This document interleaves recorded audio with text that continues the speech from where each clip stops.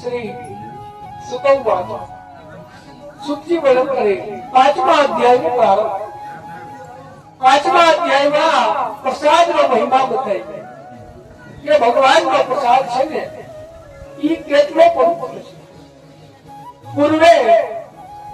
अंगदवैद नामना राजा महान सम्राट राजाओ राजा ने राज पाम धन पुत्र બધું રહે રાજા કેવા છે તો કે પ્રજા પાલન તત્પર કે જે પુત્ર હોય અને પિતા પાલન કરે ને એમ રાજા પુત્રની પેટે પોતાની પ્રજાનું પાલન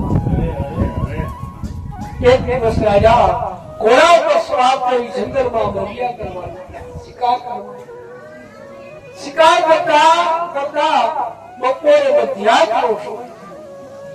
राजा ने चुप मोटू वरनु झाड़ हो तो या थोड़ी बार विश्रांति राजा वरना झाड़ नीचे विश्रांति ले अने या गोवारिया भगवान नो राजा कृष्णा दूध तेरो राजा ने खबर है कि गोवारिया भगवान नु पूजन करे तो ये राजा या तो लगिया पर राजा ज्यादा बैठा था ने याथी ने भगवान ने भी हाथ जोड़ता गोवारिया भगवान को पूरी करे एवं सामग्री धरવાનો સમય છે જ્યાં સુધી ભગવાન ની નજર આવે ત્યાં સુધી સામગ્રી તુલસી પત્ર બનાવી ભગવાન ને અર્પણ થયા પછી પ્રસાદ કર્યો તો ગોવારિયા સામગ્રી લેતા ભૂલી ગયા હવે હું કરું વ્રત ગોવારિયા હતા ને એને કહ્યું ભગવાન તો ભાવના ભૂખ્યા છે भगवान ई नहीं देता कि मारो भक्त मने शू आपे पर भगवान एना भक्त नु हृदय जोई कि मने क्या भाव थी गया आज प्रभु ने पेपड़ा खावानी इच्छा हशे वनमाथी पेपड़ा उतारी भगवान ने दे बधे कયું છે જેની કથા સાંભળી હોય કથા દેવો ગોવાળિયા કે કથા રાજાએ સાંભળી પણ આ પેપડાનો પ્રસાદ રાજાને આપવો કે गोवारिया के प्रसाद न आपीए तो आपने पाप लागे એટલે ગોવારિયા વનમાંથી પાંદ ઉતારી પાંદનો દૂનો બનાવી પ્રસાદ મૂકી રાજાની પાસે લઈ ગયા કે યો રાજા ભગવાનનો પ્રસાદ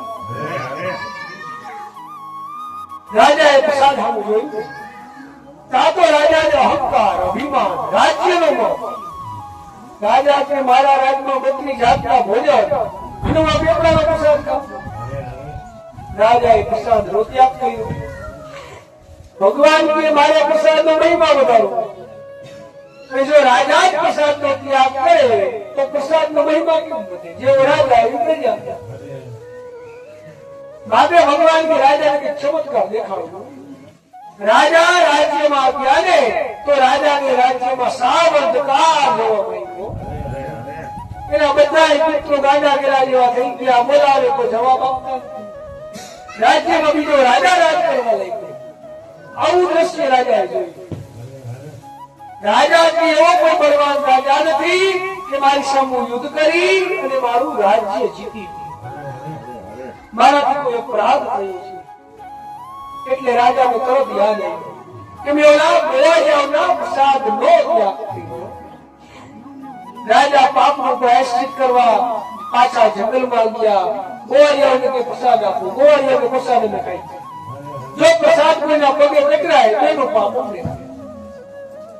राजा ए दिया फरीથી भगवान को पूजन કર્યું पापનો प्रायश्चित કર્યું भगवान નો प्रसाद ગ્રહણ કરી ને રાજા રાજ્યમાં ગયા રાજાનું રાજ પાટ ધન પુત્ર એ બધુંય ને જોવા અને રાજા આલોકના બધાય સુખોને ભોગવી અને અંતે ભગવાનના ધામને सुखी वर्णन करे कि आ 5 अध्याय की कथा कोई मनुष्य भावती सामने संभळावे पाठ करे मनन करे तो व्यास जी ना आशीर्वाद आपे कि दरिद्र पुरुष हो तो धन मळे बंधन हो तो बंधन माथी मुकाय भय हो तो भय माथी मुक्त અને ભગવાનના નામ તો અનેક છે હજારો નામોથી ભગવાનની પૂજા થાય કોઈ શંકરદેવ કહે કોઈ વિષ્ણુ કહે કોઈ વિષ્ણુ કોઈ સત્યનારાયણ કહે એમ આપણે સત્યનારાયણ કહી અને ભગવાન અને પૂજન કરનાર મનુષ્યને ભગવાન હંમેશને માટે સૂક્ષ્મ એટલે કે નાનકડું સ્વરૂપ લઈ અને કાયમને માટે એનું રક્ષણ ભગવાનનો પ્રસાદ પણ ભોગવું પડશે. મનુષ્ય ભાવથી ભગવાનનો પ્રસાદ ગ્રહણ કરે ને તો પણ એના પાપ છે ને બધા નાશ પામે. શુદ્ધિ વર્ણન કરે જેને ભગવાનનું પૂજન કર્યું એનો બીજો જન્મ કહેવાય. સદાનંદ મહાબ્રાહ્મણો સુદામા બ્રાહ્મણો ઉત્તમ. સદાનંદ બ્રાહ્મણે ભગવાનનું પૂજન કર્યું તો એ બીજા જન્મમાં સુદામા નામના બ્રાહ્મણ થયા અને સુદામાએ ભગવાન કૃષ્ણની ભક્તિ કરી મિત્રતા બાંધી અને મોક્ષ પદને રાષ્ટ્રવાર બહુ ભીલ ગૃહરાજ બહુવ. પછિયારાનો બીજો જન્મ ગૃહ નામના ભીલ તરીકે થયો. એ ભીલે રામચંદ્રની સેવા કરી, રામચંદ્રના ચરણ ધોઈ, રામચંદ્ર ભગવાનને પોતાની નૌકામાં બેસાડી ગંગાનો કિનારો પાર કરાવી અને એ કેવટે મોક્ષ પદને સુકામ ભો મહારાજો નમો દશરથો ભવ. સુકામ જેણે ભગવાનનું પૂજન કર્યું તો એ બીજા જન્મમાં દશરથ નામના રાજા. દશરથ રાજાએ શ્રીરંગનાથ શંકરની સેવા કરી અને દશરથ રાજાને દિયા ખુદ ભગવાન એને અવતાર આમ એણીએ પણ શ્રીરંગનાથ શંકરની સેવા કરી અને મોક્ષ પદને ધાર્મિકો સત્ય સંઘસ્થ સાધુ મૈરત્વજો. સાધુ વર્ગનો બીજો જન્મ મોધ્વજ રાજા તરીકે. મોધ્વજ રાજા કાશીએ ગયા, પોતાનું અડધું શરીર પર્વત પર બિરાવી ભગવાનને દાનમાં આપી અને મોક્ષ પદને પ્રાપ્ત. છેલ્લે અંગદધ્વજો મહારાજો સ્વયં બહુ બહુ વિકાલિકો. અંગદધ્વજ રાજાએ ભગવાનનું પૂજન કર્યું તો એ બીજા જન્મમાં સ્વયંભૂ નામના મનુ થયા અને મનુ મહારાજ પ્રજાને ધર્મનો ઉપદેશ આપ્યો. હે પ્રજાજનો, તમે ધર્મનું આચરણ કરશો, ધર્મનું પાલન કરશો તો હું તમારા જે આ કરવેરા છે ને એવું. આમ એણીએ પણ મનુ મહારાજે પ્રજાને ધર્મનો ઉપદેશ આપી અને મોક્ષ પદને પ્રાપ્ત કર્યું. આમ આ 5 અધ્યાયની કથા કૈશિકે સોનકને કહી અને વ્યાસજીએ શિષ્યોની પાસે વર્ણન કર્યું. ઇતિ શ્રી સ્કંદ પુરાણે શ્રી સત્યનારાયણ પંચમો અધ્યાય. બોલો સત્યનારાયણ દેવ કી, કૃષ્ણ કનૈયા લાલ કી, દ્વારિકાધીશ કી, રણછોડરાય કી, યમુને